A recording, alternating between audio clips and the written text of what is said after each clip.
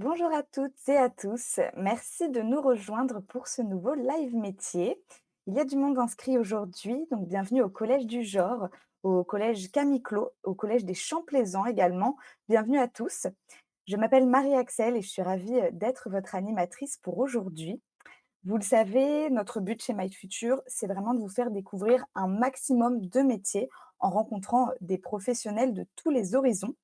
Donc aujourd'hui, ce live est en partenariat avec Interbev. Donc Interbev, qu'est-ce que c'est? C'est l'association nationale interprofessionnelle du bétail et des viandes.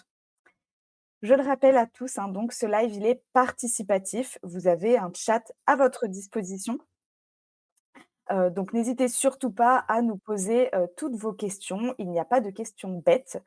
Il y aura également avec nous aujourd'hui un modérateur, Thomas. Bonjour Thomas. Donc il va suivre vos messages et vos questions.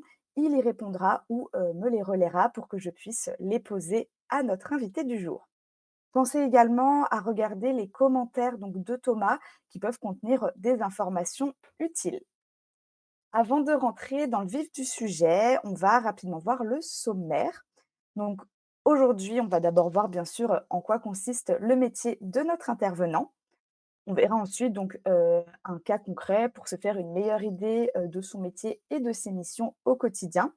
On verra ensuite son parcours et vous verrez que, ce professionnel, il a eu un parcours un petit peu particulier, avant d'en arriver, où il en est aujourd'hui. Ce qu'il aime et ce qu'il aime le moins effectivement dans son métier, puisqu'il y a toujours des choses qui nous plaisent un petit peu moins. Et enfin, il nous racontera une petite anecdote sur son métier. Encore une fois, surtout, n'hésitez pas à nous poser toutes vos questions dans le chat, puisque je suis vraiment là pour les poser à notre professionnel. Donc, n'hésitez pas à nous bombarder de questions. Sans plus attendre, on va donc accueillir Victor, qui est éleveur au vin. Bonjour Victor, Bonjour, tu vas bien? ça va, merci. Super. Donc, je suis ravie de t'accueillir aujourd'hui avec nous. Alors, avant qu'on rentre vraiment dans les détails, est-ce que tu peux nous en dire rapidement, en quelques mots, un peu plus sur ton métier? Alors, moi je suis, éleveur au vin, donc mon métier consiste principalement à m'occuper, de mes, 350 brebis, et des agneaux, qu'elles font et aussi à m'occuper d'une centaine d'hectares de cultures, à côté, qui servent en partie à les nourrir. OK, super. On va voir, ensemble en quoi tout cela consiste. Donc tu nous as partagé des photos et ce sont tes photos en plus. Donc est-ce que tu peux nous expliquer, via les photos que tu nous as partagées, en quoi consiste ta profession? En quoi consiste ton quotidien? Ouais, alors, mon quotidien, il est centré principalement autour des bâtiments qu'on voit en haut, il y a une photo avec trois bâtiments, c'est le cœur de enfin, de la ferme aujourd'hui. Donc le bâtiment qui est au centre, c'est celui où se trouvent, les brebis, quasiment toute l'année. Et puis les bâtiments autour, c'est des bâtiments pour stocker la nourriture, qui leur est distribuée. OK. Voilà. Heu, Après ce que je détaille enfin, ensuite, on a la photo d'à côté, c'est, justement des brebis qui sont, en prairie parce que, aujourd'hui, on a en moyenne entre 100 et 150 brebis qui sont dehors toute l'année OK. et qui restent dehors tout le temps. On a toujours des animaux qui sont en pâture. OK, donc en pâture, ça veut dire qu'elles sont dehors, c'est ça? En pâture, ça veut dire qu'elles sont dans les prés, et OK. qu'elles mangent l'herbe dans des prés qui poussent. OK, très bien. Voilà. Hem, la photo où on m'aperçoit avec un bâton jaune, là, c'est quand on fait des travaux de tri notamment, parce que, en fonction des périodes de l'année, en fonction des moments, dans le cycle de vie des brebis, eh bien, il faut qu'on est amené à les séparer, à les changer de l'eau. Ouais. Eh bien, on fait, avec ce genre d'outil, aujourd'hui qui est relié, à l'informatique qui nous permet, d'avoir en un seul, clic, toutes les informations nécessaires sur l'animal. OK, très bien et sur les Voilà. 2 autres photos, je vois, il y en a une notamment, on voit un salon. C'est ça. Alors la photo du bas, c'est le salon de l'agriculture à Paris, OK. parce que ça fait maintenant, 2 ans qu'on expose chaque année, enfin qu'on expose des animaux, au salon de l'agriculture. Voilà, OK, OK, très bien bien et sûr. tu disais donc aussi, donc toi tes brebis, tu les élèves, c'est pour la viande, pour le lait, pour les 2? Comment ça se passe un petit peu? Alors moi, les brebis, je les élève pour la viande, mais aussi pour qu'elles deviennent, brebis, ou béliers dans un autre élevage. C'est-à-dire que je vends aussi bien, des animaux qui vont être donc reproducteurs pour d'autres éleveurs après. C'est pour ça qu'on participe à des manifestations comme le salon de l'agriculture, pour se faire connaître, parce qu'on travaille sur une race, de moutons, enfin une race de brebis exclusive. OK, OK, On a une OK, seule race dans la bergerie. OK, très bien et donc il y a pas du tout ça, c'est pas du tout des brebis pour le lait? Il y a pas du tout cette Non, partie-là, ouais, c'est non, vraiment non, la pas de viande. production laitière. Le lait, il y a des enfin le lait, il est, consommé directement par les agneaux. OK, OK, oui, effectivement, très bien et on tu nous disais donc également pour les nourrir, il faut forcément des cultures et toi donc C'est tu ça, fais également la culture, pour nourrir donc tes brebis? c'est ça. En parallèle de en parallèle de la bergerie, nous avons une centaine d'hectares de cultures, sur lesquels nous produisons, bah, des céréales à paille, et donc la dernière photo, c'est ça, c'est le matériel de pressage que j'utilise, pour, pour ensuite, pour produire la nourriture des animaux de l'année, quoi. OK et du coup, ces cultures, c'est vraiment que pour tes brebis ou est-ce que tu en vends aussi, peut-être à d'autres éleveurs, Non, il y a une partie de la production qui est destinée aux brebis, mais je OK. dirais que la majorité des cultures aujourd'hui est quand même destinée à la commercialisation. OK, OK, d'accord, très bien et toi, du coup, donc tu as quand même beaucoup de choses à faire entre les cultures et les animaux. C'est quoi un peu ta journée type? Comment ça se passe pour toi une journée type? Alors journée type, c'est toujours un peu difficile. Je dirais qu'il y a une seule chose qui bouge jamais, Mmh. c'est, la journée, pardon, elle démarre par prendre soin des animaux. OK. C'est-à-dire, s'occuper des animaux qui sont dans la bergerie, leur donner à manger, Mmh. vérifier que tout le monde va bien. C'est vraiment le début de chaque journée, c'est ça. OK et après, bah, en fonction un peu de ce qu'il y a à faire, tu vas faire des choses un peu différentes, dans ta journée? C'est ça. Après, ça dépend un peu des périodes de l'année, ça dépend un peu voilà, si on est en période de récolte, si on est en période de semis en ce moment, par exemple, on est en période de semis, donc on est en train de travailler pour la récolte de l'été prochain. Donc OK. on est en train de planter, les cultures qui vont pousser, bah, de aujourd'hui jusqu'à, l'été prochain, et qui seront récoltées l'été prochain. OK et on a un peu tous, en général, on se fait un peu tous cet avis-là quand on est, dans ces métiers-là. Il y a jamais un jour où tu peux, on va dire un peu, relâcher la pression. Il y a jamais un jour où tu peux ne pas t'occuper des animaux. Est-ce que c'est le cas? Est-ce que c'est vraiment du 7 jours sur 7 ton métier? Bah, il y a toujours quelqu'un qui va, il y a toujours une présence humaine au moins une fois par jour dans la bergerie, ça c'est sûr. Ouais, Maintenant, on est 2 sur la ferme aujourd'hui, ce qui permet, d'avoir quand même un certain roulement et de permettre d'avoir des plages de repos, oui, heu et de pouvoir avoir quelques journées, off, chaque mois, quoi. oui, de pouvoir quand même se reposer un petit peu C'est et ça. au niveau donc de ta journée, donc tu commences par le soin des animaux, mais est-ce que tu commences très tôt par le soin des animaux ou est-ce que tu as un peu le choix au niveau de ces horaires-là? Ça dépend, comme le lait est consommé par les agneaux, on a moins la contrainte que les éleveurs laitiers, par exemple, qui eux doivent Ouais, être là à heure fixe et relativement tôt, pour traire leurs animaux. Nous, c'est un peu moins le cas. Quand on est en période de naissance, il faut qu'on y soit, assez tôt pour, surveiller que tout se passe bien. Quand on est en période, hors naissance, la journée, elle démarre sur les coups de 7:30, 8 heures, donc c'est un peu plus tard. OK. J'ai une question du modo Mmh. qui lui demande donc tu te lèves tôt le matin, ça on a déjà eu la réponse. À quelle heure est-ce que tu termines? Et quand tu pars en vacances, est-ce que tu emmènes tes brebis avec toi? Alors, non, malheureusement, les brebis, je peux pas les emmener en vacances avec moi, ça ferait un peu trop là pour le ou alors faudra un grand camping, Oui. heu, mais non, bah, la journée, elle démarre, oui, je dirais en temps normal entre, s'il y a rien d'exceptionnel, entre 7 et 8 heures et puis elle se termine, j'ai presque envie de dire plutôt vers, 6 heures, 6:30, mais l'hiver, elle se termine un peu plus tôt en général avec le soleil. C'est-à-dire on va rythmer peut-être un peu plus les journées avec le soleil l'hiver, ce qui fait que, bah, l'hiver, on finit un peu plus tôt, on a moins de travail aussi, mais OK. ça veut aussi dire que l'été, bah, des fois, on va plus tard. Ah ouais, OK, très bien et tu nous disais justement tout à l'heure, tu parlais des périodes de naissance et donc toi, dans les on va dire les missions que tu as au quotidien ou en tout cas en période de naissance, c'est justement de t'assurer du bon déroulement des naissances. Donc Ouais. comment ça se passe? Quels sont les problèmes que tu peux rencontrer et quelles solutions il y a à ces problèmes? Bah, alors, ça se passe enfin, je dirais que le nous, on a un rôle de surveillance, de s'assurer que pour la brebis, tout va bien se passer, Mmh.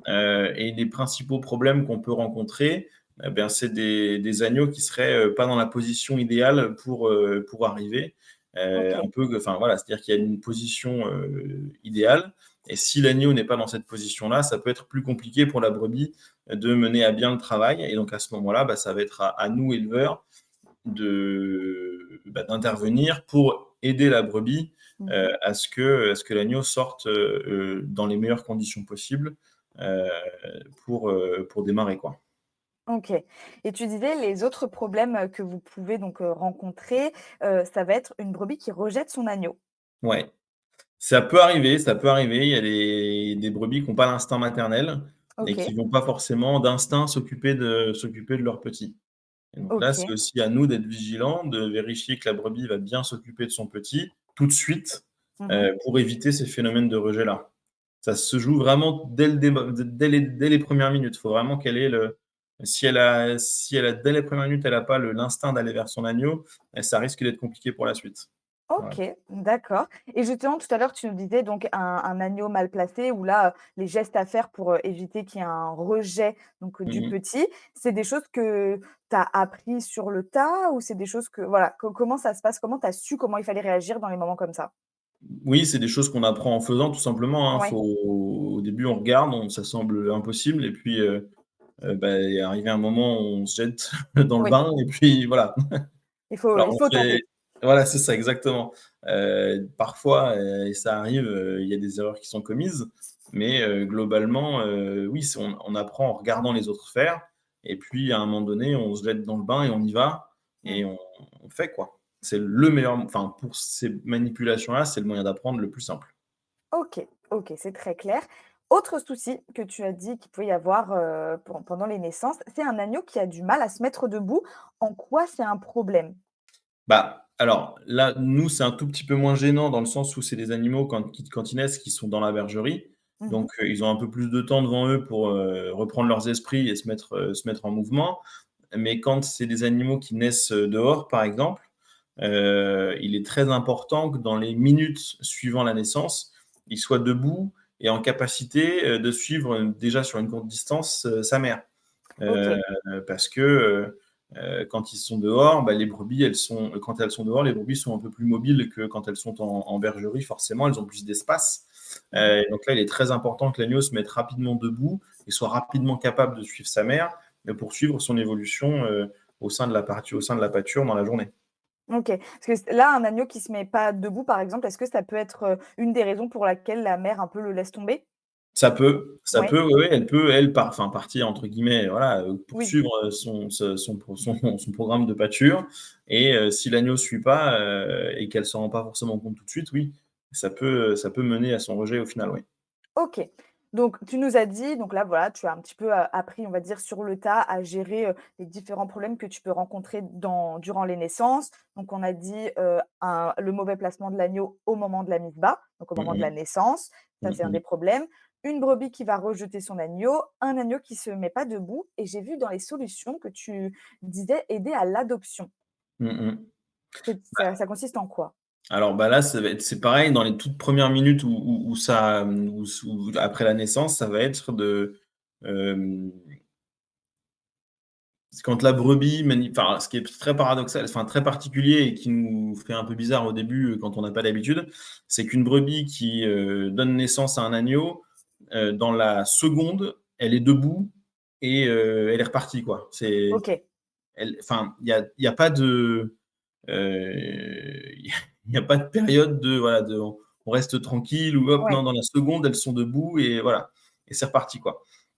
Donc là, à ce moment-là, bah, ça va être un peu contraindre la brebis à aller vers son agneau et à lui faire sentir son agneau et à ce qu'elle reconnaisse que c'est son odeur à elle, en fait et qu'elle l'identifie, en fait, qu'elle associe cette odeur-là à son agneau, pour ensuite le laisser boire notamment et vérifier qu'il va bien et parce qu'on le constate, nous, après, les brebis, elles ont enfin, quand, il y a plusieurs brebis et plusieurs agneaux dans un même endroit, la brebis, elle sait quand c'est son agneau qui vient téter et elle OK, sait quand c'est pas OK. le sien et quand il y en D'accord. a qui se laissent pas faire, quand c'est pas leur agneau.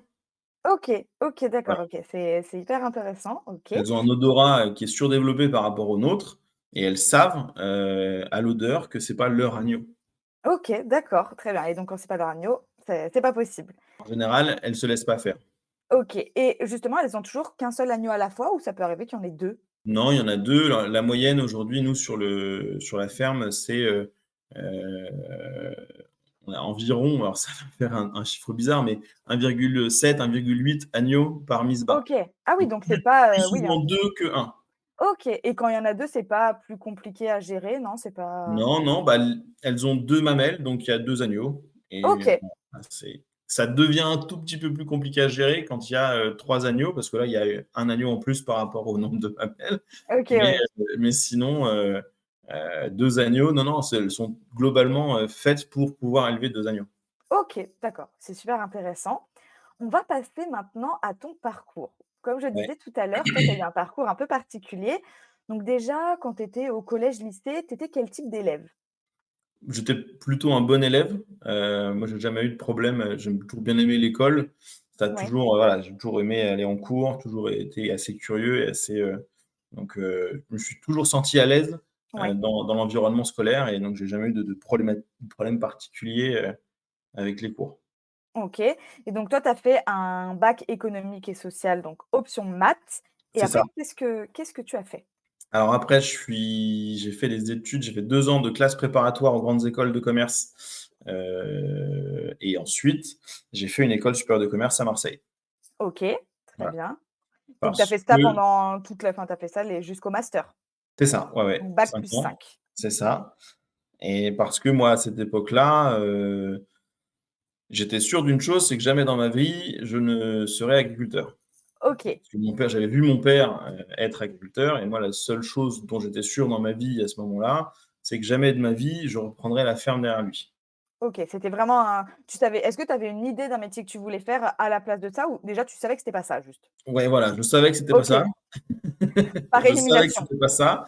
Après, j'avais une connaissance, bah, assez réduite du milieu de l'entreprise parce que, bah, justement, mon père étant agriculteur, et ma mère étant, mère au foyer, j'avais pas une vision, très exhaustive de ce qui pouvait se présenter dans le milieu de l'entreprise. Mmh, Donc j'ai découvert au fur et à mesure de mes études et au fur et à mesure de mes stages, différentes entreprises et c'est ouais. comme ça que je suis arrivé à travailler pendant 7 ans dans des cabinets de recrutement. OK et tu as fait des stages, tu as fait des stages dans quoi? Dans quel domaine? J'ai fait des stages, bah, j'ai fait, la quasi-totalité de mes stages, je les ai fait dans les cabinets de recrutement. OK, En fait, moi, j'aimais bien le côté, humain, rencontrer les gens, parler enfin, je trouvais ça très riche de rencontrer des candidats différents qui ouais, avaient différentes, parcours, différentes vies et de voir avec eux, bah, justement de comprendre un peu comment ils en étaient arrivés là et où ils voulaient aller et les ouais, aider à y aller. C'était ce qui m'intéressait dans le métier et c'était aussi un très bon moyen de découvrir différents types d'entreprises parce qu'à ouais. l'époque, je travaillais pour, des typologies d'entreprises très différentes, des grands groupes comme des plus petites entreprises. Ouais, un petit peu de ouais, un petit peu de tout. OK, C'est super. ça, Donc c'est bien aussi de le dire, hein, aux élèves qui nous écoutent et qui nous regardent que toi, tu t'es lancé dans des études qui sont, assez généralistes, enfin qui peuvent ouvrir pas mal de portes et c'est que c'est ça. vraiment en faisant des stages, en ayant des expériences professionnelles que tu as trouvé ce qui te plaisait toi le plus. Donc c'était au final d'être consultant en recrutement. Puis Mmh c'est ce mh. que tu as fait pendant donc 7 ans. C'est ça. Donc 7 ans où ça t'a plu, c'était un métier qui te plaisait. Donc Ah oui, vraiment, oui. c'est un métier qui m'a plu, c'est un métier qui m'a plu, et c'est juste que, bah, au bout d'un moment, moi, je suis quelqu'un qui a une petite tendance à se lasser des choses Ouais. et du coup, j'ai eu besoin de changement, Ouais. et j'étais plus très satisfait de l'environnement dans lequel j'évoluais. Mmh. Et j'avais besoin de revoir autre chose et c'est à ce moment-là que, bah, mon père, avançant en âge, commençait à évoquer, son départ en retraite et que moi, bah, j'avais 30 ans à ce moment-là et OK. que je me suis posé la question de dire: «Bah, tiens, peut-être que finalement ce que j'évoquais, tout à l'heure, de dire que jamais de la vie, je reviendrai sur la ferme». J'ai fait Oui. 7 ans dans le milieu de l'entreprise. Je me rends compte que des contraintes, il y en a aussi dans ce milieu-là, et que peut-être, bah, je serais pas plus malheureux, à revenir dans un autre environnement et avec quelque chose de beaucoup plus concret et de beaucoup Mmh. plus, heu, que je vois en fait. Je vois ce que je fais et c'est ce qui me manquait à la fin dans mon métier, c'est que je voyais pas les gens qui allaient chez mes clients, je les voyais plus travailler Ouais. après, je voyais pas leur évolution. Ça me frustrait énormément. Il y avait pas de suivi, tu suivais pas en fait Bah, ton on le travail? suit mais de loin, enfin c'est Oui, plus notre boulot en fait. Une fois ouais. qu'on a positionné la personne et qu'elle a démarré, on Mmh. va passer un coup de fil ou 2 et puis voi mais on voit pas en fait la personne évoluer et c'est très frustrant. OK et donc tu t'es dit: «Hop, on se lance dans quelque chose de complètement différent». C'est ça. On voit et où là, on voit pousser les choses, on voit grandir les agneaux, on voit pousser les plantes. C'est clair. Alors certes, chaque année ça recommence, mais chaque Mmh. année ça recommence avec des paramètres différents Ouais et du coup, c'est ça qui est intéressant. et tu as pas eu besoin de refaire une formation, quelque chose pour ça? Pour Si, après si, si? j'ai OK, repris une formation pendant 1 an, d'accord. une formation pendant 1 an parce que j'avais pas de formation agricole et Oui. donc j'ai repris une formation pendant 1 an pour, obtenir, ce qu'on appelle la capacité agricole, c'est-à-dire le droit de m'installer en tant qu'agriculteur. OK et c'est, donc c'est ça, ça s'appelle la capacité agricole, donc c'est un an, Alors ouais, com alors c'est pas le nom OK, du diplôme que j'ai passé à l'époque, c'est un BPREA et c'est un OK, brevet professionnel de responsable d'exploitation agricole, très précisément d'accord. et ça OK, concerne les gens comme moi, c'est-à-dire qui font des reconversions.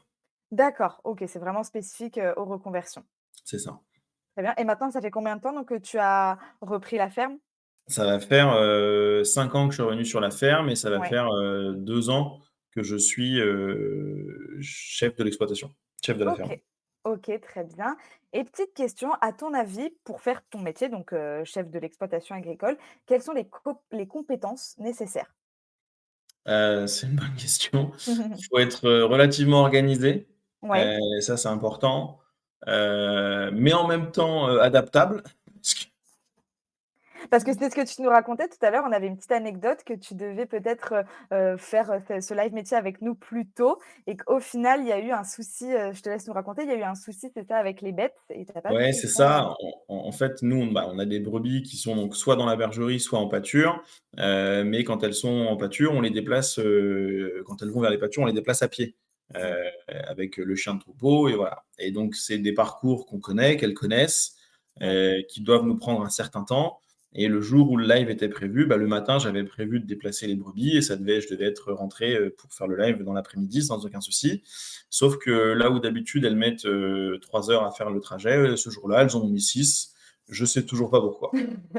Elles avaient envie de prendre le temps. Et c'est ça. Elles étaient en balade, elles avaient envie de voilà, elles se promenaient, c'était tranquille, il y avait pas de stress. Ouais, Donc voilà. Donc oui, il faut être organisé, on peut planifier des choses, mais il y a malheureusement des fois, il faut oui. garder à l'esprit qu'on travaille avec des animaux, des êtres vivants et que, bah, on n'est pas toujours, 100 maître de notre temps. Ouais, donc l'organisation, l'adaptabilité, tu penses qu'il y a d'autres compétences nécessaires pour ce métier? Oui, je pense qu'il faut être aussi, bah, plutôt bon gestionnaire parce qu'on est aujourd'hui, Ouais. bah, je gère une entreprise Mmh. donc et je gère une entreprise, donc avec, bah, toute la partie, travail, dans les champs qu'on a évoqués tout à l'heure, mais il y a aussi toute une partie administrative, qu'il faut aussi être capable de mener, Ouais, et ça, c'est des choses qui sont, importantes et qu'on a peut-être tendance à un peu oublier. ouais. Quand on pense au métier d'agriculteur, on ne pense pas forcément au temps qu'on a à consacrer à la partie administrative. Elle est importante Mmh. et elle est d'autant plus importante que, bah, c'est ce qui nous permet aussi de garantir la qualité des produits qu'on va être amené à proposer derrière, sur le marché, que ce soit, bah, pour, la nourriture des animaux ou pour la nourriture humaine. Donc c'est ultra important qu'on soit assez organisé et assez carré dans ce qu'on fait comme suivi pour justement garantir la qualité, heu, derrière de l'alimentation qu'on fournit. Et justement, cette partie administrative pour aider un petit peu, les élèves à se rendre compte en quoi ça consiste, c'est quoi, les quelques tâches, si tu peux nous citer quelques tâches que tu dois faire dans l'administratif? Ouais, bah, il y a toute la partie, comptabilité, c'est-à-dire, Ouais. bah, payer les factures, Mmh. éditer les factures de ce que je vends. Ça va être, pour la partie animale, bah, on a un logiciel qui nous permet de suivre l'évolution du troupeau, donc bah, c'est le tenir à jour, c'est en renseignant au quotidien les opérations qui sont menées sur les brebis. Et puis on a le même type de logiciel pour les champs où là, bah, pareil, on consigne, toutes les opérations qu'on effectue dans les cultures, Mmh. pour, que derrière, bah, parce que les gens à qui je vends ma production, ils vont me demander, ce suivi-là, au moment où je vais leur vendre ma production. OK, oui, donc il y a quand même, quelques tâches, administratives à faire, ouais. Effectivement, ça Mmh fait mh. partie, du quotidien. C'est une partie intégrante, enfin, vraiment une partie intégrante du boulot aujourd'hui, oui. Ouais, et est-ce que des fois, il y a des agriculteurs qui le font faire par quelqu'un ou en général tout le monde le fait, soi-même? Non, non, on peut faire, bien sûr, on peut Mmh. être accompagné sur ces parties-là, oui, oui. On peut avoir Oui, recours à des gens qui vont nous accompagner, nous aider dans ces métiers-là, oui, sur cette partie-là, oui, oui. oui, donc si c'est que ça fasse pas peur à nos élèves, mais si jamais on peut quand même, être On peut se faire accompagné sur accompagner, cette partie-là. bien sûr. OK, super.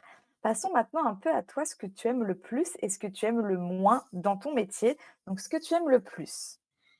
Ce que j'aime le plus, bah, c'est ça, c'est l'autonomie, c'est-à-dire Mmh. qu'aujourd'hui je travaille, pour moi Mmh. et du coup, bah, oui, il y a des jours où on est plus ou moins motivé, il y a des jours où on a Oui, plus ou moins envie, et bah, il y a les jours où on a peut-être moins envie, bah, c'est peut-être un peu moins grave et on peut prendre un peu de recul, sauf s'il y a des urgences à gérer, ça c'est encore différent, mais ouais. disons que je suis quand même assez autonome dans mon organisation personnelle, et c'est vrai que c'est un plus appréciable, par rapport à ce que j'ai pu connaître auparavant avec la rigidité de l'univers, de l'entreprise où il y avait des horaires assez stricts, Mmh. et là aujourd'hui c'est un peu plus malléable, on va dire. Ouais, c'est ce que j'allais te dire. Tu as fait 7 ans donc en cabinet de recrutement, donc il y a des avantages et des inconvénients dans tous les métiers, C'est mais ça, le fait d'avoir, un peu une liberté d'organisation de ton côté, ça, c'est vraiment quelque chose dans ton métier qui doit changer de ce que tu as connu avant, ouais. c'est ça, exactement. OK, et ce que tu aimes le moins? Ce que j'aime le moins, bah, c'est que le réveil, il sonne un peu trop tôt des fois. J'imagine. Et ça, c'est vrai que c'est quelque chose qui est pas toujours évident, mais bon, on se fait violence et on y va. Mais oui, oui, je dirais qu'aujourd'hui, c'est le réveil le matin et puis, ce que j'évoquais tout à l'heure avec le côté organisé, mais qu'il faut rester adaptable, c'est qu'on est aussi dépendant des conditions météorologiques et Mmh. que, bah, il y a des fois, on a prévu de faire telle ou telle chose, mais il pleut et du coup, bah, c'est impossible et donc du coup, bah, des fois, on est obligé de patienter et d'attendre avant d'entreprendre certains chantiers, pour l'exploitation, quoi. OK. Et tout à l'heure, donc tu nous disais, toi, sur l'exploitation, vous êtes 2. Oui. Comment ça se passe? Parce qu'on parlait quand même tout à l'heure de vacances, on en rigolait un petit peu, mais si tu dois t'absenter plusieurs jours d'affilée, est-ce que vous arrivez à vous organiser? Puisque c'est quand même un travail de tous les jours, hein, Mmh mh, mmh. contrairement bah, tout à l'heure, voilà, tu parlais de ton travail en cabinet de recrutement où, bah, le vendredi, c'est terminé et tu entre guillemets, tu peux l'oublier, jusqu'au lundi au retour au travail. Là, c'est un métier, tu le disais aussi, hein, il y a des êtres vivants, tu peux pas faire ce genre de choses. Si, je sais pas, tu as une urgence, ou même tu es malade, tu as une grosse grippe clouée au lit, comment ça se passe pour toi? Et ben, c'est une très bonne, ça m'est arrivé cet été, je me suis cassé le bras. OK, ah oui, effectivement, donc très compliqué. Donc du coup, bah, voilà, Ouais, j'ai pu expérimenter. Alors moi, j'ai de la chance, je travaille avec mon père, donc c'est lui qui a ouais, pris le relais sur cette partie-là. C'est une entreprise, c'est une ferme qu'il a gérée pendant, 40 ans. Donc il sait, j'ai cette chance-là de, voilà, moi, pouvoir me reposer sur lui et ça ne nuit pas, à l'organisation et à la qualité du travail, bien au mmh, contraire. Donc, personnellement, j'ai cette chance-là de ouais, pouvoir compter sur lui à ce moment-là. Heu, donc, bah, typiquement, c'est ça, quand je dois enfin, quand je là, en l'occurrence, je devais m'absenter parce que, bah, bras cassé, oui, pas évident de faire, quoi que ce soit, conduire un tracteur, ouais, manipuler une brebis ou enfin, voilà, c'était pas possible. c'est sûr. Mais en revanche, quand c'est des absences volontaires, je dirais, plutôt liées aux vacances, quand même, bah, là, on s'organise en amont. Il y a des périodes dans l'année où on a un peu moins de travail et Ouais, où, en gros, bah, le travail peut se résumer à juste s'occuper des animaux le matin. Hem, et bien, à ce moment-là, on profite de ces moments-là pour, et lui et moi, partir à tour de rôle, ouais. pour se ressourcer. OK. Oui, donc là, c'est vraiment le fait d'être à 2. Tu as cet a avantage-là, on va dire, de pouvoir, vous pouvez compter, l'un sur l'autre. C'est ça et après dans un futur, plus ou moins proche, bah, ça passera par recruter quelqu'un, Oui. qui, pourra, pallier mes absences.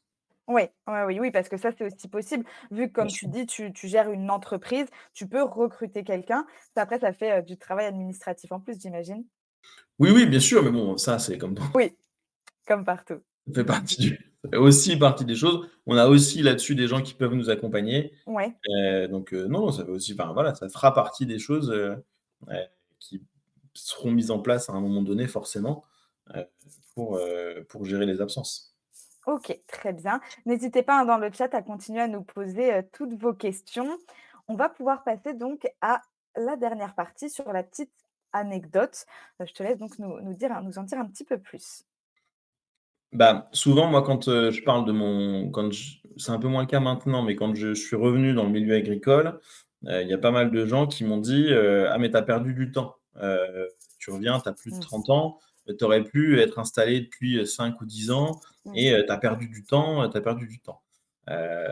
Et moi, je répondais systématiquement que pas du tout. Ce que j'ai vécu dans ma vie d'avant, avec les études que j'ai fait, avec le travail que j'ai eu, même si savoir mener un entretien dans mon quotidien d'agriculteur aujourd'hui, ça ne me sert pas à grand chose. Mmh. C'est forcément, j'ai appris des choses et il y a des choses que je peux réutiliser dans Ouais. mon quotidien. Donc, je, vraiment, moi, ce que je dis, c'est que bah, tout ce qu'on fait nous construit et nous amène à être la personne qu'on est aujourd'hui. Et que c'est pas parce qu'on n'a pas été en ligne droite qu'on a Ouais. perdu du temps. Mmh.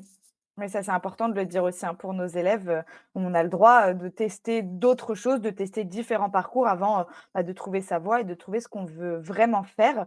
Et en Mmh plus, mh. j'imagine que dans ton métier, là, tu dis aujourd'hui, tu as des tâches administratives, ça a dû t'aider aussi de passer, bah, par du recrutement, des choses comme ça. Ça a dû Oui, bien aussi sûr. Ah oui, l'enrichir. bah, j'ai une facilité, je dirais, d'utilisation des outils informatiques que d'autres n'ont peut-être pas. Ouais, J'ai, peut-être une capacité à, mmh, à aller chercher l'information que d'autres n'ont pas.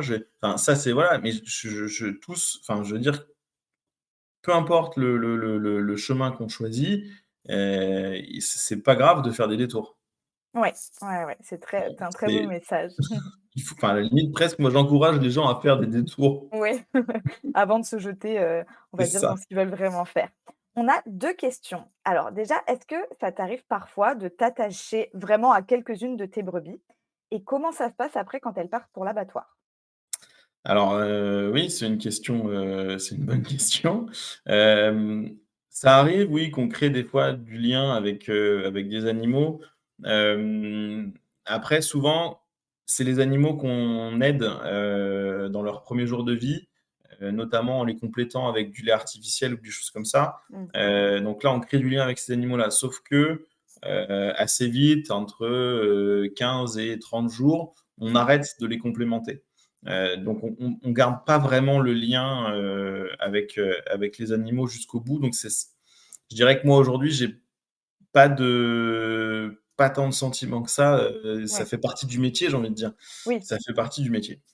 OK, très bien. Et après donc toi c'est à quel âge qu'ils partent à l'abattoir? Est-ce que ça dépend? Comment ça se passe un peu ça au Ça niveau, dépend, c'est pas tant un âge aujourd'hui plutôt ouais. qu'un poids et aujourd'hui, ils partent à l'abattoir quand ils atteignent une quarantaine de kilos. OK, d'accord, oui, donc quand même et en général, c'est au bout de combien de jours? Ou combien de Entre, mois? entre 4 et 7 mois. OK, OK, entre 4 et 7 mois. Très bien. Est-ce que avant que le live touche à sa fin, tu as un dernier message à faire passer aux jeunes? Non, pas forcément, si ce n'est, bah, oui, je vais redire ce que j'ai dit là, il y a pas très longtemps, mais c'est de pas hésiter à essayer des choses, en fait, Ouais, et d'être curieux. Juste ouais, ça. Moi, ce que je enfin, soyez curieux et renseignez-vous. ouais. Et est-ce Voilà. que c'est un métier que toi, tu recommanderais aux jeunes aujourd'hui qui peuvent être passionnés par ce domaine? Est-ce que, parce qu'on entend beaucoup de choses, hein, sur l'agriculture, les difficultés du métier, mais est-ce que c'est un métier que tu pourrais recommander pour quelqu'un qui voudrait, tenter l'expérience, quelqu'un qui serait vraiment intéressé par ça? Ah bah, oui, c'est un métier qui est très intéressant. On a des défis face à nous qui sont, colossaux, Ouais. en temps bah, notamment sur la partie, voilà, changement, climatique et tout ça, on a des défis qui nous attendent qui sont énormes. Donc il y a énormément de choses qui vont changer. Mmh. Donc ça, c'est super, excitant. Ça fait un peu peur aussi parce qu'on ne sait pas, dans quel sens. Ouais. Mais oui, oui, moi, c'est un métier que je recommanderais.